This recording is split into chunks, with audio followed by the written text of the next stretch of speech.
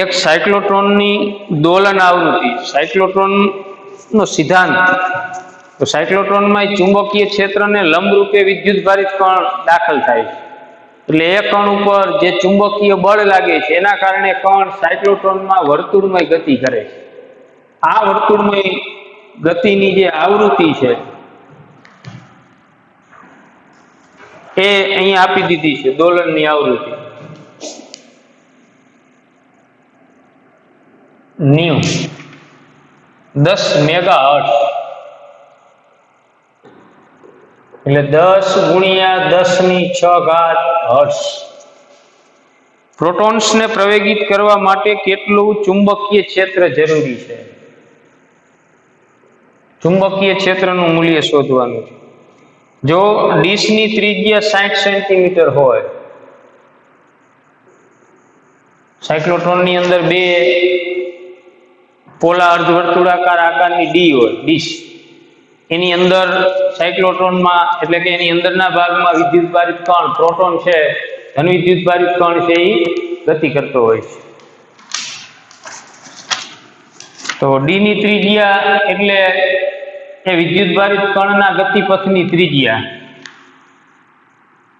આ પ્રવેગક વડે ઉત્પન્ન થયેલ પ્રોટોનની કિરણાવલીની ગતિ ઉર્જા કેટલી હશે? ગતિ ઉર્જા મેળવવાની છે. પ્રોટોનનો વિદ્યુતભાર 1.6 ગુણ્યા 10⁻⁹ કુલમ. પ્રોટોનનું દળ 1.67 ગુણ્યા 10⁻27 કેજી. 1 MeV,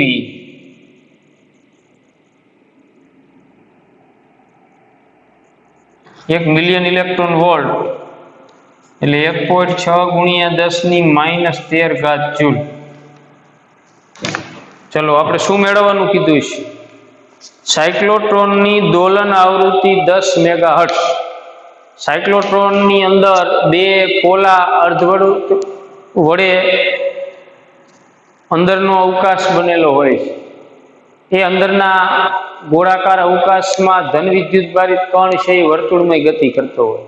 આ ગતિપથની ત્રિજ્યા, એનો જે મહત્તમ ગતિમાર્ગ છે, પેલા નાના માર્ગ ઉપરથી ભ્રમણ શરૂ કરશે, પછી સતત એનો ગતિમાર્ગ છે એ વધતો જાય. જ્યારે સાયક્લોટ્રોનની ડીશની ત્રિજ્યા જેટલી કણની ગતિપથની ત્રિજ્યા થાય ત્યારે એને બહાર કાઢી અને ટાર્ગેટ સાથે અથડાવવામાં આવે છે. સાયક્લોટ્રોનને કણ પ્રવેગક કહેવાય. તો આપણે ચુંબકીય ક્ષેત્ર કેટલું જરૂરી છે એ શોધવાનું છે. તો કણનો જે આવર્તકાળ હતો T બરાબર 2πm/qb. ચુંબકીય ક્ષેત્રમાં લંબરૂપે ગતિ કરતા વિદ્યુતભારની કણની ગતિ આપણે ભણ્યા છીએ, એમાં આવર્તકાળનું સૂત્ર 2πm/qb. આ સૂત્ર આપણે પ્રોટોન માટે લેવાનું છે, કારણ કે સાયક્લોટ્રોનની અંદર ધન વિદ્યુતભારિત કણને જ પ્રવેગિત કરી શકાય. અહીંયા પ્રોટોનની વાત છે, તો અહીંયા પ્રોટોનનું દળ આવે, પ્રોટોનનો વિદ્યુતભાર આવે. આ જે વિદ્યુતભાર છે એ એની જગ્યાએ આપણે Q લઈ લઈએ તો આપણને આવર્તકાળ મળશે. હવે એના ઉપરથી ચુંબકીય ક્ષેત્ર, આ આવર્તકાળનું સૂત્ર છે, આપણે ચુંબકીય ક્ષેત્ર મેળવવાનું છે. આનો વ્યસ્ત લઈ લઈએ એટલે આવૃત્તિ થઈ જાય. આવૃત્તિ આપણને આપી દીધી છે.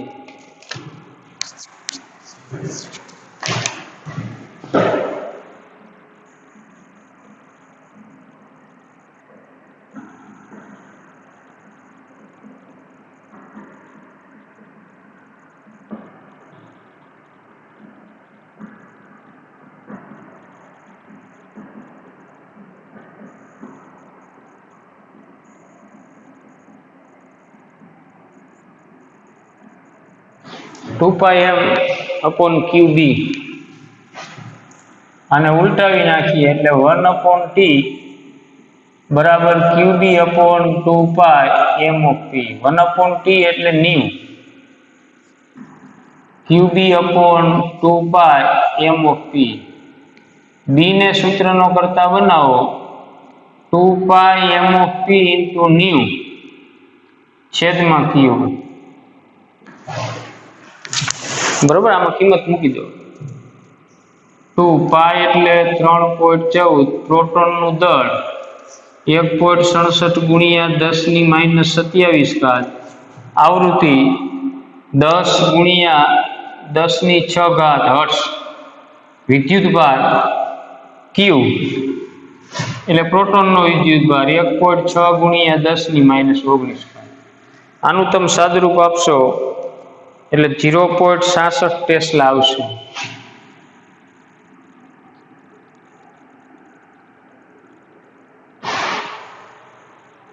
ચુંબકીય તીવ્રતાનું મૂલ્ય. હવે આ કિરણાવલીની ગતિ ઉર્જા આપણે મેળવવાની છે. પ્રોટોનનું જે બીમ છે, પ્રોટોનની જે આખી કિરણાવલી છે એની ગતિ ઉર્જા. પ્રોટોન કિરણાવલીની ગતિ ઉર્જા, પ્રોટોન બીમની ગતિ ઉર્જા E બરાબર 1/2 m/p × v². તો આના માટે આપણે પ્રોટોનની ઝડપ શોધવી પડશે, પછી આપણને ગતિ ઉર્જા મળશે. હાલો, પ્રોટોનની ઝડપ મેળવવા માટે શું કરશું? V બરાબર r ઓમેગા, ઓમેગાની જગ્યાએ 2πν, એટલે આના ઉપરથી આપણને કક્ષીય ઝડપ મળી જાય, અને ઝડપ મળી જાય પછી આપણને ગતિ ઉર્જા મળી જાય.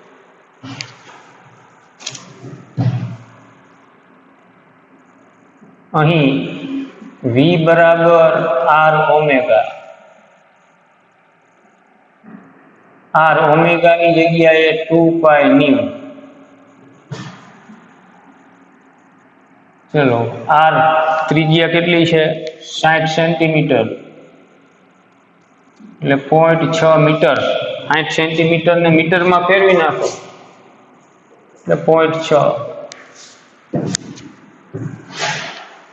2π એટલે 3.14 ન્યુ. આવૃત્તિ આપી દીધી છે 10 ગુણ્યા 10⁶ ઘાત, એટલે કક્ષીય ઝડપ આપણને મળશે 3.77 ગુણ્યા 10⁻7 ઘાત મીટર પ્રતિ સેકન્ડ. બરોબર, આ કક્ષીય ઝડપ. હવે આમાં મૂકીએ. હવે ગતિ ઉર્જા E બરાબર 1/2 m/p, પ્રોટોનનું દળ 1.67 ગુણ્યા 10⁻27 ઘાત ગુણ્યા કક્ષીય ઝડપ 3.77 ગુણ્યા 10⁻7 ઘાત એનો વર્ગ. આનું સાદુરૂપ આપશો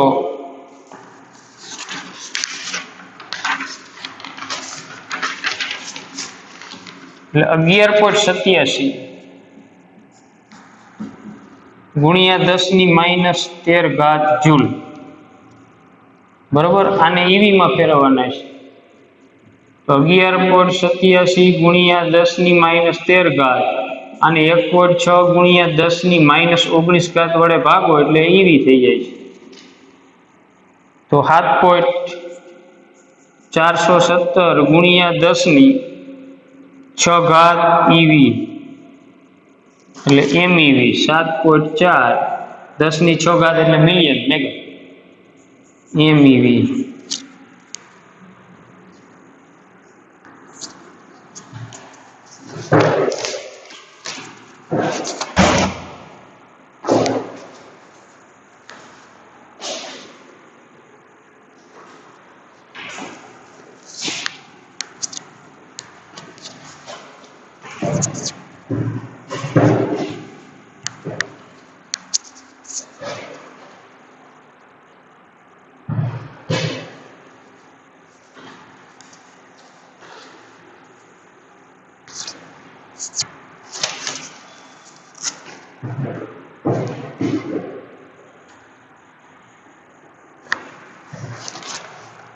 હવે ઉદાહરણ 4.5 સૂક્ષ્મ ખંડ dl વેક્ટર બરાબર ડેલ્ટા l વેક્ટર બરાબર ડેલ્ટા x I કેરેટ ને ઉગમ બિંદુ પર મૂકેલો છે. અને તેમાંથી મોટો વિદ્યુત પ્રવાહ એટલે I બરાબર 10 એમ્પિયરનો પ્રવાહ પસાર થાય છે, જે આકૃતિમાં દર્શાવ્યું છે. તો y અક્ષ પર 0.5 મીટર અંતરે ચુંબકીય ક્ષેત્ર કેટલું હશે?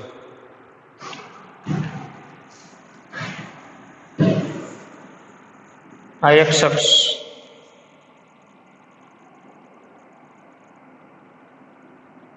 આ y અક્ષ.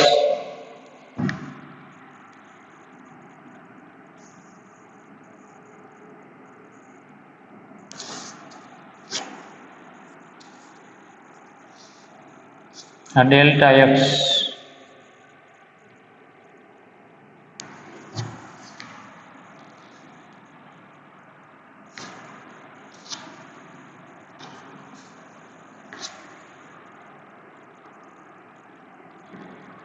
બિંદુ પી.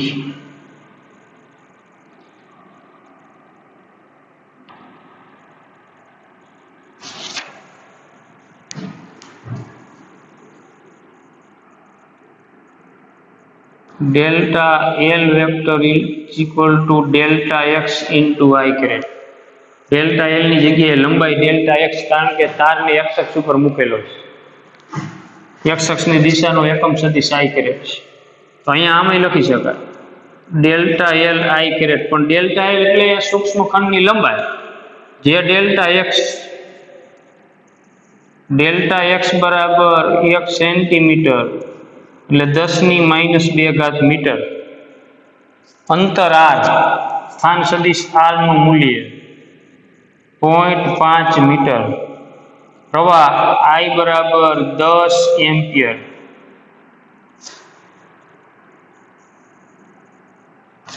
ચુંબકીય ક્ષેત્ર કેટલું હશે? અહીંયા પ્રવાહ ખંડ જે છે એમાંથી વહેતો પ્રવાહ I, એની ખંડ લંબાઈ ડેલ્ટા એક્સ એટલે I ડેલ્ટા એક્સ. આ પ્રવાહ ખંડ વડે y અક્ષ પર r અંતરે એટલે 0.5 મીટર અંતરે P બિંદુ પાસે ચુંબકીય ક્ષેત્ર શોધવાનું છે. આ ચુંબકીય ક્ષેત્રનું મૂલ્ય ડેલ્ટા બી, એને સદિશ સ્વરૂપે રાખો તો ડેલ્ટા બી વેક્ટર. અહીંયા ડેલ્ટાની જગ્યાએ ડી લ્યો તો ચાલે. એ ચુંબકીય ક્ષેત્ર છે અહીંયા પી બિંદુ પાસે. આ પી બિંદુ y અક્ષ ઉપર છે, પ્રવાહખંડ ધન x અક્ષ ઉપર છે. તો પી બિંદુ પાસે જે ચુંબકીય ક્ષેત્ર મળશે એ સમતલને લંબ અંદરથી બહારની દિશામાં, એટલે આ ડોટની નિશાની વડે દર્શાવ્યું છે. જમણા હાથના અંગૂઠાના નિયમ પ્રમાણે અંગૂઠાને તારમાંથી કે પ્રવાહખંડમાંથી વહેતા પ્રવાહની દિશામાં રાખો, તો આંગળીઓ જેમ વીંટળાય એમ તારની ફરતે ચુંબકીય ક્ષેત્ર રેખાઓ વીંટળાયેલી હોય આમ.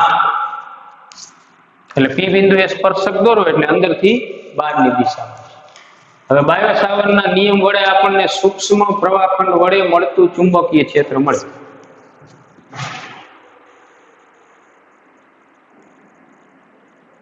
ચાર 4.5.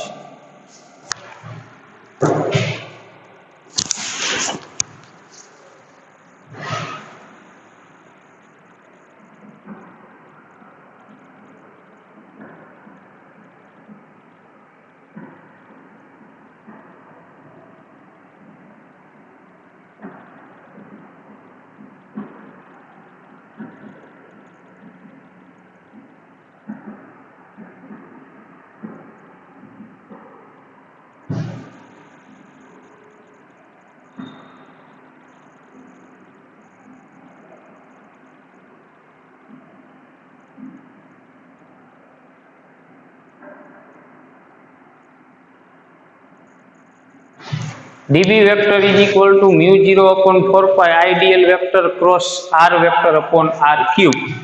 તો અહીંયા ડેલ્ટા એક્સ ની જગ્યાએ આપણે dx લઈ લઈએ. આ ડેલ્ટા બી ની જગ્યાએ dB સૂક્ષ્મ ચુંબકીય છે. હાલો આનું મૂલ્ય તો dB વેક્ટર નો માનાંક અથવા ખાલી dB is equal to μ0/4 pi I dl r sin theta upon r cube.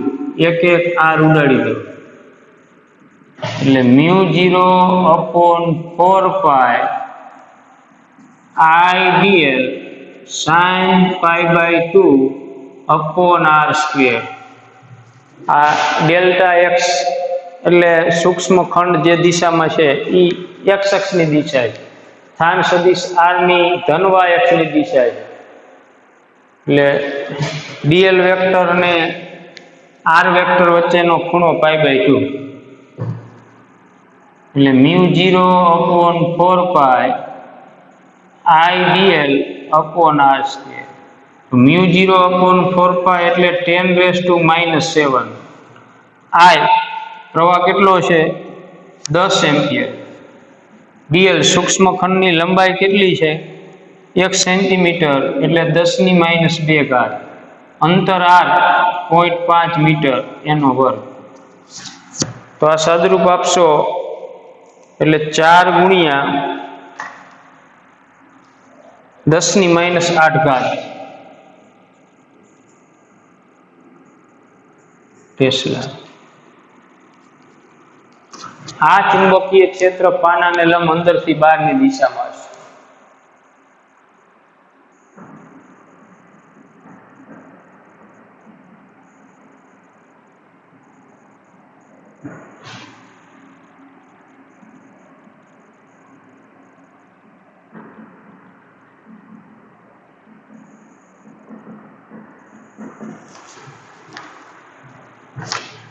ચલો ઉદાહરણ 4.6.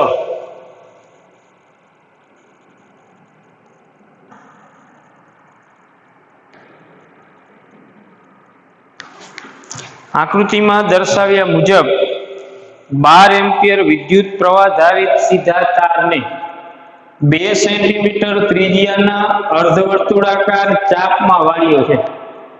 ધારો કે આ ચાપના કેન્દ્ર પર ચુંબકીય ક્ષેત્ર બી વેક્ટર છે. આવી રીતે વાળેલો છે તાર.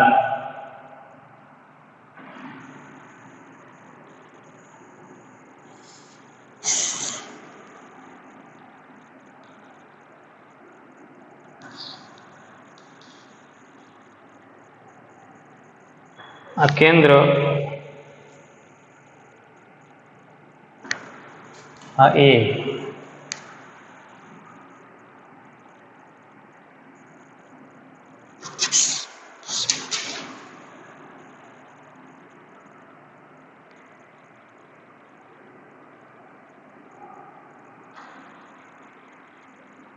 બી.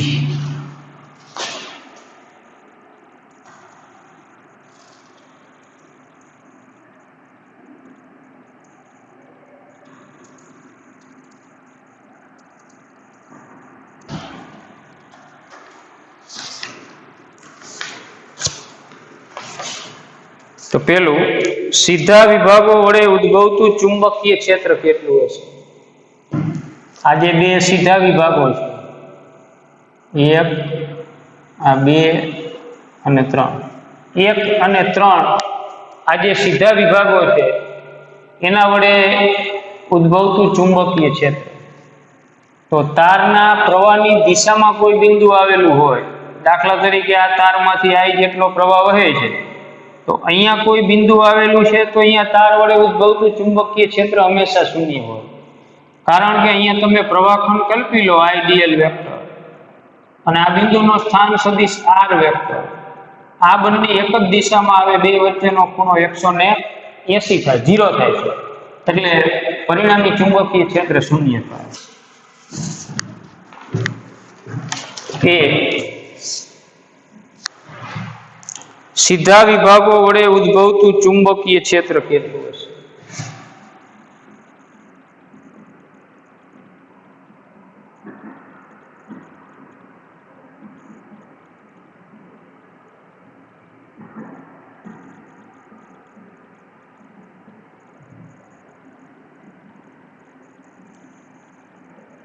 તારના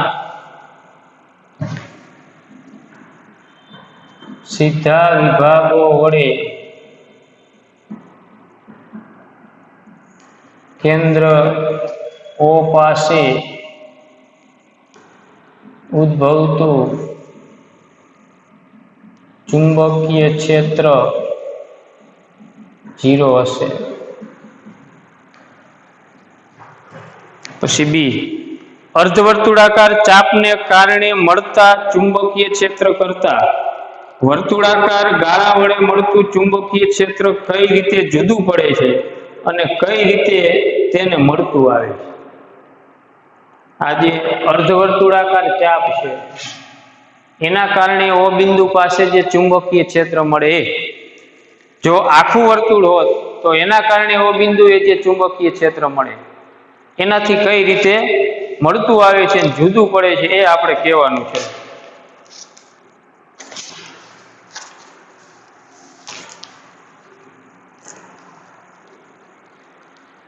બેના મૂલ્યો આપણે લઈ લઈએ. બી,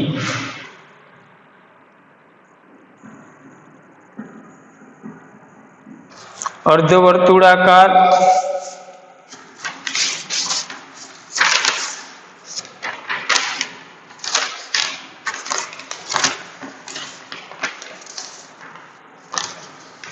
ચાપને કારણે મળતા ચુંબકીય ક્ષેત્ર કરતા વર્તુળાકાર ગાળા વડે મળતું ચુંબકીય ક્ષેત્ર કઈ રીતે જુદું પડે?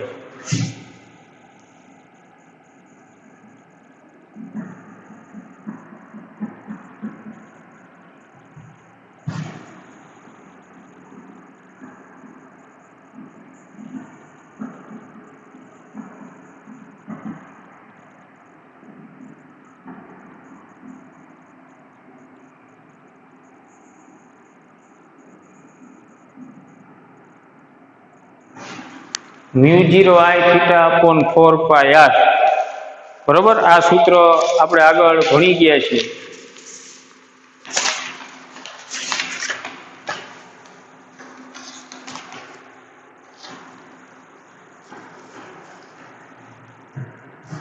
ત્રિજ્યા આપી દીધી છે રકમમાં. 12 એમ્પિયર વિદ્યુત પ્રવાહ ધારી સીધા તારને 2 સેન્ટીમીટર ત્રિજ્યાના અર્ધવર્તુળાકાર ચાપના રૂપમાં વાળ્યો છે. એટલે પ્રવાહ I બરાબર 12 એમ્પિયર, ત્રિજ્યા R બરાબર 2 સેન્ટીમીટર. ચલો 2 સેન્ટીમીટર એટલે 2 ગુણ્યા 10⁻² મીટર.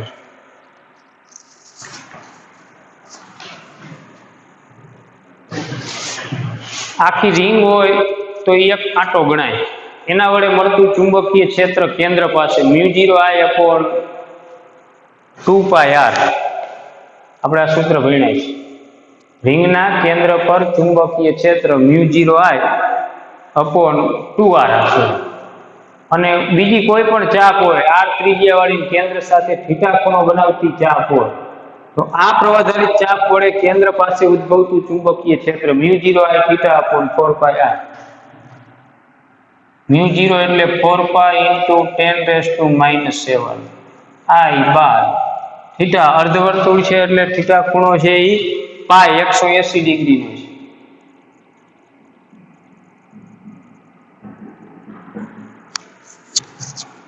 છેદમાં 4 π r એટલે ત્રિજ્યા 2 ગુણ્યા 10⁻² મીટર. 4 π કેન્સલ. 12 ગુણ્યા π એટલે 3.14 ગુણ્યા 10⁻7 છેદમાં 2 ગુણ્યા 10⁻2. બબે ઉડાડી દો એટલે 6 ગુણ્યા 3.14 ગુણ્યા 10⁻5. 6 તરી 18, 18.84. 18.84 ગુણ્યા 10⁻5 ટેસ્લા એટલે 1.88 ગુણ્યા 10⁻4 ટેસ્લા. આ અર્ધવર્તુળાકાર ચાપને લીધે કેન્દ્ર પાસે મળતું ચુંબકીય છે. આ ચુંબકીય ક્ષેત્ર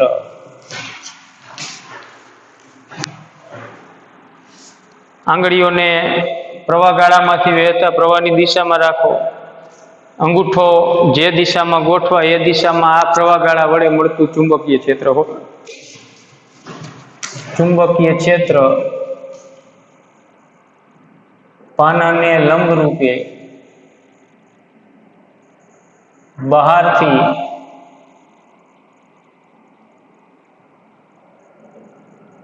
અંદરની દિશામાં હશે.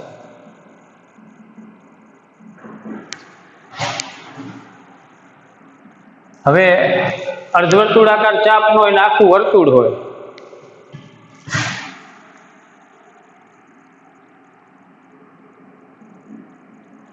આખા વર્તુળાકાર ગાળા વડે મળતું ચુંબકીય ક્ષેત્ર B બરાબર μ0 I theta upon 4 pi r. μ0 I theta ની જગ્યાએ 2 પાઈ 4 પાઈ r. પાઈ પાઈ કેન્સલ 2 2 કેન્સલ એટલે μ0 I અપોન 2r. થીટા બરાબર 2 પાઈ. આખો ગાળો હોય એટલે ખૂણો 2 પાઈ 360 ડિગ્રી નો થાય. અથવા સીધું સૂત્ર મૂકી દો આખા ગાળાનું રિંગનું. I જેટલો પ્રવાહ ધરાવતી અને r ત્રિજ્યા વાળી કોઈ રિંગ હોય તો આ રિંગના કેન્દ્ર પાસે ઉદ્ભવતું ચુંબકીય ક્ષેત્ર μ0 એટલે 4 પાઈ × 10⁻⁻⁷. I પ્રવાહ છે એ 12 એમ્પિયર છે છેદમાં 2 r ત્રિજ્યા 2 × 10⁻². 2 × 2 એટલે 4 4 4 કેન્સલ. પાઈ એટલે 3.14 ગુણ્યા 12 ગુણ્યા આ -2 -7 એટલે ઉપર 10⁻⁵.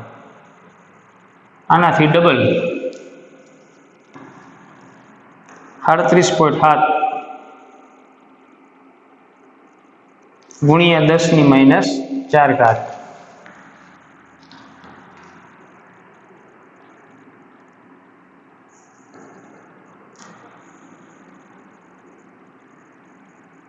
બાર તારીખ 36 37.7 ગુણ્યા 10⁻⁵ એટલે 3.77 ગુણ્યા 10⁻⁴ ટેસ્લા.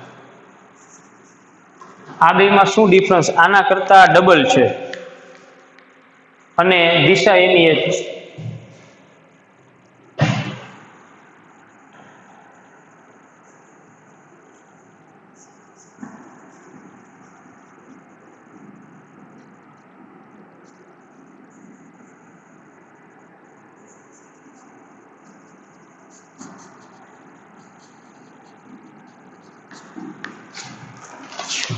ત્યાર પછી આકૃતિમાં દર્શાવ્યા મુજબ આ તારને તેટલી ત્રિજ્યાનું પરંતુ વિરુદ્ધ દિશામાં અર્ધવર્તુળાકાર ચાપમાં વાળવામાં આવે તો તમારો જવાબ જુદો હશે. આના કરતા વિરુદ્ધ તો જવાબ જુદો હશે. મૂલ્ય તો આ જ રહેશે પણ દિશા બદલાઈ જશે. બરોબર? ઊંધા અર્ધવર્તુળાકારે વાળી દો તો આ વખતે કેન્દ્ર પાસે ઉદ્ભવતું ચુંબકીય ક્ષેત્ર જોવો જોઈએ. આમ પ્રવાહ વહે છે તો આંગળીઓને તારમાંથી વહેતા પ્રવાહની દિશામાં, ગાળામાંથી વહેતા પ્રવાહની દિશામાં વાળો. અંગૂઠો જે દિશામાં ગોઠવાય એ દિશામાં ચુંબકીય ક્ષેત્ર હોય તો આટલું જ ચુંબકીય ક્ષેત્ર મળશે. પહેલામાં મળતું એટલું જ અહીંયા એટલું જ મળશે પણ દિશા એનાથી વિરુદ્ધ હશે.